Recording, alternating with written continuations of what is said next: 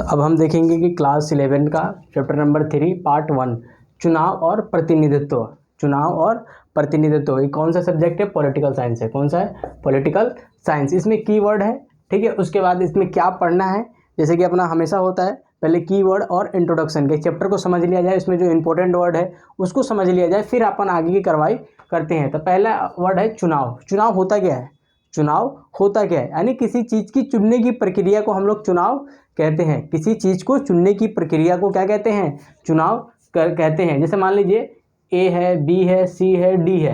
अब बोले इसमें से एक चुनो, एक इसमें से किसी को चुनो। जैसे मान लो मैंने बी चुना, तो ये जो प्रक्रिया हुआ ये क्या हुआ? चुनाव हुआ। किसी चीज़ को चुनने की प्रक्रिया को हम लोग चुनाव कहते हैं, जिसपे हमारे पास विकल्प होता है, आपको ऑप्शन होता है ए बी सी डी, उस मतलब बहुत सारे हो सकते हैं वैसे। तो इसमें मैं बी चुन लिया, तो ये क्या हो गया? ये चुनाव हो गया। किसी चीज़ का हमने चुनाव किया, यानी हमारे पास विकल्प पहले से होते हैं, यानी जो चीज़ें हैं मौजूद पहले से होती है, उसमें से हमें केवल चुनना होता है, केवल उसमें से हमें चुनना होता है। उसी को हम क्या बोलते हैं? चुनाव बोलते हैं। अगला आता है प्रतिनिधित्व। प्रतिनिधित्व का मतलब होता है जो आपको रिप्रेजेंट करे, जो आपको अगुवाई करे, आपका अगुवाई करे। जैसे मान लीजिए जब मोदी जी जाते हैं बाहर, मोदी जी का एग्जाम्पल लेते हैं, हमारे प्रधानमंत्री हैं। मोदी जी जब बाहर जाते हैं तो क्या करते हैं? हमारा प्रतिनिधित्व करते हैं, यानी पूरे भारत की बात, उनकी बात। अगर वो बोल दें कि भारत जो है वो पाकिस्तान पे अटैक करेगा, तो हम ये पूरी दुनिया मानेगी कि जो भारतवासी है वही चाहते हैं कि जो भारत है वो किस पे अटैक करे? पाकिस्तान पे अटैक करे। क्यों? वो हमारे प्रतिनिधि हैं, हमारे अगुआ हैं, मतलब हमें वो रिप्रेजेंट कर रहे हैं, हमारी बातों को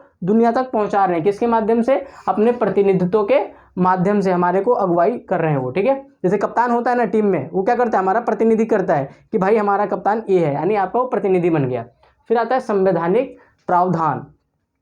मैंने पिछले बताया संवैधानिक प्रावधान का मतलब होता है जो संविधान के हिसाब से हो उसको संवैधानिक कहते हैं। प्रावधान का मतलब होता है नियम। इसके अंदर क्या कौन कौन से नियम है, क्या क्या इसके शर्तें हैं, उसको हम बोलते हैं प्रावधान। तो संवैधानिक प्रावधान का मतलब होता है जो संविधान में दिया हुआ है उसे में संवैधानिक प्रावधान कहते हैं। फिर आता है संशोधन। क्या आता है? संशोधन। संशोधन का मतलब होता है किसी चीज़ में परिवर्तन करना, उसे हम संशोधन कहते हैं। क्या कहते हैं? संशोधन कहते हैं। जैसे मान लीजिए संविधान संशोधन सुनेंगे बार बार, यानी जो संविधान में जो चीज़ें हैं ना उसकी जगह पे हमने कुछ नई चीज़ें या कुछ चीज़ें कम कर दी, उस पर कुछ फिट किया, तो उसको हम क्या कहेंगे? संशोधन कहेंगे। जैसे मान लीजिए हमारे पास ए बी सी डी लिखा था, हमने डी ए कर दिया, ठीक है। तो इसमें क्या हो गया? हमने इस पूरे श्रृंखला में यानी सीरीज में हमने क्या कर दिया? संशोधन कर दिया। पहले डी था, हमने D1 एक नया चीज़ ला दिया, तो क्या हो गया? संशोधन हो गया। बाद में मन किया नहीं ये तो खराब था, इसको मिटा दिया, तब भी ये संशोधन कहलाएगा। ये क्या कहलाएगा? संशोधन कहलाएगा। सक्रिय का मतलब होता है बड़े एक्टिव लोग, बड़े एक्टिव लोग। राजनीति में एक्टिव लोग का मतलब ये होता है कि हर बात पे कुछ ना कुछ रिएक्ट करते हैं, तो वो क्या होते हैं? सक्रिय होते हैं। राजनीति को लेकर बहुत सारे लोग सक्रिय होते हैं। जैसे मान लीजिए कोई किसी नेता ने कोई बात कही, उसके जो सदस्य होते हैं सक्रिय सदस्य, उस पर जरूर अपना आर्गूमेंट देंगे, उसके पक्ष में देंगे या विपक्ष में देंगे, अपने आर्गूमेंट जरूर देते हैं कि बात सही है गलत है। तो कुछ लोग कहते हैं ना, जैसे कि अंधभक्त और चमचा वाले लोग हैं ना, बड़े सक्रिय लोग होते हैं, ठीक है। फिर आता है मतगणना। मत का मतलब होता है यहाँ पे विचार होता है, लेकिन मत यहाँ पे एक वोट को कहा गया है। क्या किसको कहा गया है? एक वोट को। मतगणना मतलब वोटों की गिनती को हिंदी में मतगणना कहते हैं। जो सबसे इंपॉर्टेंट वर्ड है ये वाला इस चैप्टर के अंदर, समझिए इसका क्या कहें, इसको बहुत इंपॉर्टेंट वर्ड है, अल्पसंख्यक वर्सेस बहुसंख्यक। अल्पसंख्यक कौन होते हैं? अल्प मतलब होता है कम। अल्प का मतलब, अल्प मतलब किसी चीज़ की कम। संख्यक मतलब यहाँ पे संख्या है, यानी जिसकी संख्या तुलनात्मक रूप से कम हो। ये ध्यान रखिएगा, तुलनात्मक रूप से जब किसी की संख्या कम होती है ना उसको हम अल्पसंख्यक कहते हैं। अब अल्पसंख्यक कोई कैसे हो सकता है? धर्म के आधार पर हो सकता है, हिंदू मुस्लिम हो सकते हैं भाई। तो मान लो 4 हिंदू हैं, 2 मुस्लिम है, तो यहाँ पे अल्पसंख्यक कौन हुआ? ये 2 वाला है, मतलब जो मुस्लिम है यहाँ पे 2 नंबर, वो अल्पसंख्यक। क्यों? उसकी जो संख्या है तुलनात्मक रूप से कम है। किससे? इससे जिससे हमने उसकी तुलना की हुई है, ठीक है। धर्म के नाम पे हो सकता है, जाति के नाम पे हो सकता है, लिंग के आधार पे हो सकता है। जैसे मान लो 10 लड़कियां हैं, 4 लड़के हैं, 10 लड़कियां 4 लड़के, तो यहाँ पे अल्पसंख्यक कौन हुआ? ये बेचारा लड़का हुआ। क्यों? लड़कियों की संख्या ज्यादा है। किससे? लड़के से, मतलब ज्यादा है। किससे? लड़कियों से। सॉरी गलती हो गया। जो लड़कियां हैं वो ज्यादा हैं। किससे? लड़के से। तुलनात्मक रूप से कौन ज्यादा है? लड़कियां ज्यादा हैं। तो अल्पसंख्यक कौन हुआ? ये भाई साहब हुए हैं, ठीक है। ये जो 4 लड़के हैं ये अल्पसंख्यक कहलाएंगे। इसका जस्ट उल्टा बहुसंख्यक है, यानी जिसकी संख्या तुलनात्मक रूप से ज्यादा हो। जैसे सपोज करिए एक गांव है, उसमें कहते हैं 1000 ना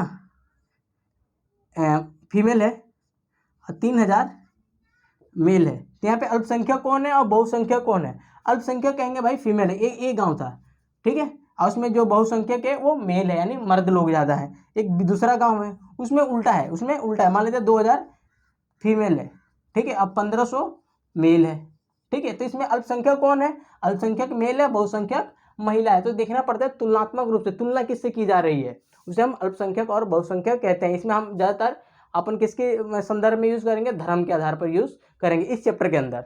फिर आता है संरक्षण। संरक्षण का मतलब उनका बचाव किया जाए, उनका सुरक्षित किया जाना, किसी चीज़ को बचाना संरक्षण कहलाता है। जैसे घर में देखते हो ना, गेट होता है, उसे पेंट कर देते हैं, उसका हम संरक्षण करते हैं, उसका बचाव करते हैं। तो हमारे भारतीय संविधान में अल्पसंख्यकों के लिए बचाव का प्रावधान है। प्रावधान मतलब नियम है कि कैसे उनको बचाना है। ऐसा ना हो कि बहुसंख्यक उन्हें मार दे या फिर उनको ऐसे कहें कि उनको अनसिक्योर फील होता है, ऐसा प्रावधान है हमारे भारतीय संविधान के अंदर। फिर आता है निर्वाचन क्षेत्र। क्या होता है, निर्वाचन क्षेत्र। अब भारत के अंदर चुनाव भी कराना है, क्यों कि भारत एक लोकतांत्रिक देश है। अगर जब लोकतांत्रिक देश है तो वहाँ पे चुनाव होना ही चाहिए। अभी चुनाव कैसे होगा, ऐसा थोड़ी ना कि हर जगह से बंदे खड़े हो गए, मैं मेरा इलेक्शन करो, मेरा इलेक्शन करो, नहीं। इसके लिए हमारे संविधान के अंदर आर्टिकल 82 यानी कि आर्टिकल 82 बोले तो अनुच्छेद क्या है, 82 में ऐसा नियम है कि हर 10 साल के बाद एक जनगणना होगी, और जनगणना के बाद एक परिसीमन आयोग होता है हमारे देश में। ये आर्टिकल 2 उसी के लिए लिख ले भाई, परिसीमन आयोग, परिसीमन आयोग होता है। और ये क्या करता है, पूरे देश को, मान लीजिए अपना भारत है प्यारा वाला, ठीक है, ये भारत है, और इसको ना छोटे छोटे हिस्सों में बांट देता है, टुकड़े टुकड़े कर देता है। किसके लिए, चुनाव कराने के लिए। किसके लिए, चुनाव कराने के लिए देश को अलग अलग छोटे छोटे क्षेत्रों में बांट देता है। उसको हम बोलते हैं निर्वाचन क्षेत्र। यानी कहने का मतलब ये हुआ कि देश को चुनाव कराने के लिए, चुनाव कराने के आधार पर छोटे छोटे हिस्सों में बांट देना, उनको हम क्या कहते हैं, निर्वाचन क्षेत्र कहते हैं। ठीक है, तो चुनाव कराने के लिए देश को छोटे छोटे हिस्सों में बांटना क्या कहलाता है, निर्वाचन क्षेत्र कहलाता है। जिसको आप लोग बोलते हैं ना सीट, प्यार से। ये सीट कुछ नहीं है, पढ़े लिखे की भाषा में, पढ़े लिखे भाषा मतलब किताबी भाषा में क्या है, वो आपका निर्वाचन क्षेत्र है, कॉन्स्टिट्यूएंसी है। क्या बोलते हैं उसको इंग्लिश में, कॉन्स्टिट्यूएंसी बोलते हैं। तो सीट होता है, ठीक है। वो कौन काम करता है, ये परिसीमन आयोग करता है आर्टिकल 82 के तहत। फिर आता है परिसीमन, तो बता ही दिया मैंने। फिर आता है समान अनुपातिक। समान अनुपातिक का मतलब होता है जिस संख्या में कोई चीज़ है उसी संख्या में दूसरा होना चाहिए। जैसे मान लीजिए, एक बात बताइए, मैं यहाँ पे लिख दिया 10/20, ठीक है, 10/20, और यहाँ पे मैंने 100/200 लिखा। ये बराबर है कि नहीं, अनुपातिक तौर पे बराबर है। जैसे कि 0 0 कैंसिल, इस 0 से इस 0, तो क्या हुआ 1/2, और रेशियो मतलब बराबर, मतलब ये भी बराबर किसके है, 1/2 के बराबर। तो वैसे ही हमारे समान अनुपातिक का मतलब होता है जो चीज़ को जिस संख्या में ना, उसी संख्या में दूसरी चीज़ें होना। जैसे हमने कहा कि हमारे क्लास में भाई 40 बंदे हैं। कितने बंदे हैं, 40। लेकिन अपन उसमें लड़कियां भी है, कुछ लड़कियां भी है, उसमें कुछ क्या है, लड़कियां भी है। तो हम कहते हैं कि हर 4 लड़के पे 1 लड़कियां हैं। हर 4 रेशो का 4:1 इसके हिसाब से है। तो समान अनुपातिक का मतलब होता है कि तुलनात्मक रूप से वो संख्या कितनी है, वो कितनी है। जब हमने कहा कि भाई 100 बच्चे हैं, ये 100 बच्चों की क्लास है, 100 बच्चे की क्लास है। हमने कहा हर 10 में से हम 1 को चुनेंगे, हर 10 को में से 1 को चुनेंगे, तो अनुपात क्या बनेगा, 10/1, यानी हर 10 में से 1। तो उसे बोलते हैं समान अनुपातिक। यानी जितनी जनसंख्या होगी उतने हिसाब से आपको सीटें मिलेगी। जो कुछ भी हो सकता है, कुछ भी हो सकता है, ठीक है। समान अनुपातिक मतलब एक चीज़ होगा उतना ही दूसरा होगा। अगर यहाँ पे हम 20 लिखते हैं तो ऑटोमेटिक 2 हो जाएगा, ऑटोमेटिक 2 हो जाएगा, क्योंकि 10:1 पे कितना है, 1 है, तो 10-20 पे कितना हो जाएगा, इसको काटोगे ना तो 1:1 पे ही आ जाएगा ये भी, ठीक है। कहाँ है, वर्चस्व। वर्चस्व का मतलब होता है पावरफुल। क्या होता है, पावरफुल। अब कितने पावरफुल है आपका, कितना पावर है, इसको बोलते हैं वर्चस्व, ठीक है।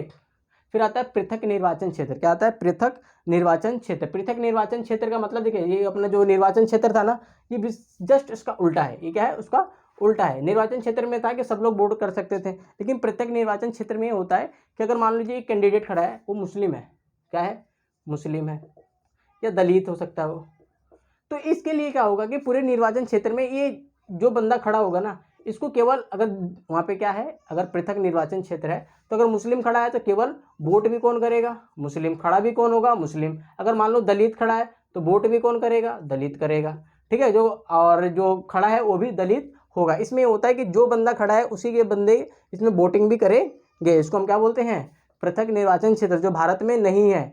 अंग्रेजों ने फूट डालो और क्या बोलते हैं उसको, मतलब बंटवारे की जो नीति अपनाई थी, है ना, उसमें 1909 के अंदर उन्होंने ये प्रावधान कर दिया था, पृथक निर्वाचन क्षेत्र दे दिया था, जो कि पाकिस्तान बनने में इसने बहुत बड़ी भूमिका निभाई थी, है ना। एक बार जब शेर को खून लग जाता है तो वाला डिमांड।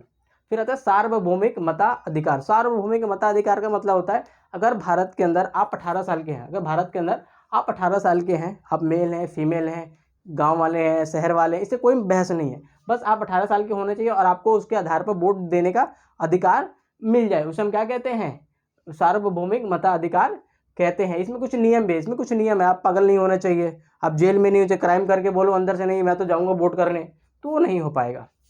फिर अगला आता है आवंटित। आवंटित का मतलब होता है बांटना, क्या होता है, बांटना, ठीक है।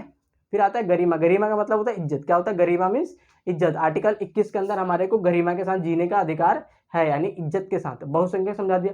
पृष्ठभूमि मतलब होता है बैकग्राउंड, बैकग्राउंड वो कहाँ से चीज़ें आती है। ये थी हमारे हिसाब से, मेरे हिसाब से मतलब कीवर्ड। आपको उम्मीद करता हूँ समझ में आया होगा, जो समझ नहीं आया होगा दोबारा आप देखो, ठीक है। अब आते हैं कि इसमें पढ़ना क्या है, पूरे चैप्टर के अंदर पढ़ना क्या है भाई। इसके अंदर पढ़ना है चुनाव और प्रतिनिधि। जहाँ चुनाव होता है वहाँ प्रतिनिधि आएगा, जो जाहिर सी बात है किसी चीज़ को चुनोगे वो आपका हेड बन जाएगा। फिर आता है अलग अलग देशों में अलग अलग चुनाव प्रणाली। पूरी दुनिया में बहुत सारे देश है और चुनाव करने का उनका तरीका बिल्कुल अलग अलग है, डिफरेंट डिफरेंट है। भारत में अलग है, चाइना में अलग है, अपना रसिया के अंदर अलग है, ठीक है, और इजराइल के अंदर अलग है। तो अलग अलग देशों में अलग अलग चुनाव प्रणाली है, वो अपने अपने हिसाब से चुनाव करते हैं। फ्रांस के अंदर अलग है, अमेरिका के अंदर अलग है। चुनाव तो होते हैं लेकिन उनका स्टाइल अलग है, चुनाव करने का स्टाइल अलग है। फिर आता है भारत में चुनाव प्रणाली। भारत के अंदर चुनाव प्रणाली बिल्कुल सिंपल है, उसको बोलते हैं जो सबसे आगे वही जीते, यानी फर्स्ट पास्ट दी पोस्ट सिस्टम बोलते हैं। मान लीजिए जैसे आपको पास होना है, अगर आपको पॉलिटिकल साइंस में पास होना है, आपको पास होना है तो आपको 33% लाना पड़ेगा भाई पास होने के लिए। लेकिन ये कहता है, ये जो फर्स्ट पास्ट दी पोस्ट है ना, ये नियम कहता है देखो भाई आपको 33 नहीं लाना है। जैसे मान लो 10 बच्चे खड़े हुए हैं, 10 बच्चे खड़े हुए हैं इलेक्शन में, अगर किसी को मान लो 20 वोट मिल गए, वो सबसे हाईएस्ट होना चाहिए, बस वो हाईएस्ट होना चाहिए, ये बंदा जीत जाएगा, ये जीत जाएगा। इसको 33 लाने की जरूरत नहीं है, केवल ये 10 पे ही जीत जाएगा। इसको बोलते हैं फर्स्ट पास्ट दी पोस्ट, जो सबसे आगे वही जीते। तो भारत के अंदर, पूरी दुनिया के अंदर लगभग इसी को फॉलो किया जाता है, क्योंकि ये सबसे आसान है, इसमें ज़्यादा माथापेची वाला काम नहीं करना है। आपको इसमें ये नहीं है कि मिनिमम इतना लाना ही लाना है। अगर मान लीजिए 10 बच्चे हैं, उसमें आपके 5 नंबर आ गया, सबके 0 0 0 है, तो आप जीत जाओगे, आपको आगे नंबर लाने की जरूरत ही नहीं पड़ेगी। फिर आता है समान अनुपातिक प्रतिनिधित्व, मतलब जनसंख्या के आधार पर आपको सीटें मिलेगी। अब वही जनसंख्या के आधार पर हो सकता है, वोटिंग के आधार पर हो सकता है, किसी भी आधार पर हो सकता है। इसको बोलते हैं समान अनुपातिक प्रतिनिधित्व बोलते हैं। इसमें देश को पूरे बांट दिया जाता है निर्वाचन क्षेत्रों में। इसमें आप व्यक्ति को वोट नहीं देते, पार्टी को वोट देते हैं। किसको? पार्टी को। इजराइल में यही वाला सिस्टम है। जैसे मान लीजिए कि हम कहते हैं कि वहाँ के जो इजराइल की संसद है वहाँ पे 100 सीटें हैं। कितनी सीटें भाई? 100 सीटें हैं। और इसको 10% वोट मिले, ए पार्टी को 10% वोट मिले, तो इसको सीट भी कितनी मिलेगी? 10, क्योंकि 100 का 10% करोगे 10 आएगा। अगर मान लीजिए दूसरी पार्टी की है, मान लीजिए बी पार्टी है, उसको 25% सीटें मिली, तो उसको कितनी सीटें मिलेगी? 25 मिलेगी, ठीक है। इस हिसाब से इसमें काम होता है समान अनुपातिक प्रतिनिधित्व में। कहते हैं निर्वाचन क्षेत्रों में आरक्षण। निर्वाचन जो क्षेत्र होता है ना, उसके अंदर आरक्षण दिया जाता है। जो आरक्षण देने का काम होता है ना, वो कौन करता है? परिसीमन आयोग करता है। बड़ा इंपॉर्टेंट बॉडी है, हर 10 साल में बनता है, लेकिन अभी बन नहीं रहा है क्योंकि हमारे जो इलेक्शन क्या बोलते हैं, सेंसेक्स जो होता है, जनगणना अभी हुआ नहीं है, उसके बाद ही बनेगा। तो इसमें आरक्षण दिया जाता है कि मान लीजिए कोई व्यक्ति है, जैसे मान लीजिए एक शहर है, इसमें एक शहर है, लेकिन दिक्कत क्या है कि यहाँ पे बहुत सारे हिंदू रहते हैं। यहाँ पे ना 80 हिंदू हैं, H फॉर हिंदू, 20 मुस्लिम है, हम मान लेते हैं ऐसा, ठीक है। मुस्लिम नहीं मानते यहाँ पे हम, 20 ST हैं। तो ST कभी जीत पाएगा? कभी नहीं जीत पाएगा। अगर नाराज भी लोग हो जाएंगे ना, तो हम हिंदू को जिता ही देंगे। तो सरकार ने कहा भाई सबको रिप्रेजेंटेशन मिलना चाहिए, संसद में सब लोग जाने ही चाहिए। तो ये क्या करेगा? मान लीजिए ये निर्वाचन क्षेत्र का नाम ए है, तो ए सीट क्या कर देगा? ये रिजर्व कर देगा। ये क्या कर देगा? रिजर्व कर देगा। किसके लिए? ST के लिए। तो यहाँ पे जो बंदा खड़ा होगा ना, उस सीट पे ST खड़ा होगा, लेकिन वोटिंग सब लोग करेंगे, इसको वोटिंग सब लोग करेंगे। लेकिन पृथक निर्वाचन क्षेत्र में क्या था कि बंदा भी उसी कम्युनिटी का खड़ा होगा, वोट भी वही करेंगे, लेकिन इसमें उल्टा हो जाता है, इसमें उल्टा हो जाता है, ठीक है। आरक्षण वाले में कि बंदा कोई मतलब एक पर्टिकुलर कम्युनिटी का खड़ा होगा, वोटिंग सब लोग करेंगे। फिर आता है निर्वाचन क्षेत्र, हाँ, ये आता है स्वतंत्र और निष्पक्ष चुनाव। भारत में काम कौन कराता है? चुनाव आयोग कराता है। चुनाव जो होता है वो भारत में निर्वाचन आयोग कराता है, उसको भारतीय निर्वाचन आयोग कहते हैं। ये हमारे 324 के अंदर है, आर्टिकल 324 में दिया हुआ है। ये किस किस का इलेक्शन कराता है? तो संसद का इलेक्शन कराता है। संसद बोले तो राज्यसभा और लोकसभा। फिर कराता है विधानमंडल का, किसका? विधानमंडल का, जो राज्य में होता है, यूपी, बिहार, पंजाब, हरियाणा, उसके अंदर भी ये निर्वाचन आयोग इलेक्शन कराता है। उसके बाद हमारे राष्ट्रपति साहब का, फिर उपराष्ट्रपति साहब का इलेक्शन कौन कराता है? निर्वाचन आयोग कराता है। लेकिन ये ध्यान रखना, पंचायत वगैरह का इलेक्शन नहीं कराता है। ये पेपर में आता है कि निर्वाचन आयोग किसका इलेक्शन नहीं कराता है, उसमें पंचायत से संबंधित होगा उसको काट देना, उसको ऑप्शन ही नहीं होगा वो। फिर आता है चुनाव सुधार। क्या आता है? चुनाव सुधार। चुनाव सुधार के अंदर ये कि ये नियम बनाता है, चुनाव के क्या क्या नियम होगा, पार्टी के क्या नियम होगा, आचार संहिता लागू करता है, इस प्रकार का काम करता है कि कितने पैसे खर्च कर सकते हो, जिस पे क्रिमिनल रिकॉर्ड है वो चुनाव नहीं लड़ेगा। ये सब काम ये चुनाव सुधार के अंदर काम आता है। तो मैं उम्मीद करता हूँ कि इंट्रोडक्शन और ये सब चीज़ समझ में आएगा। अब बुक को पढ़िए, बुक पढ़ेंगे तभी ये चीज़ें समझ में आएगी, उसको लिख पाएंगे, समझ पाएंगे। जय हिंद।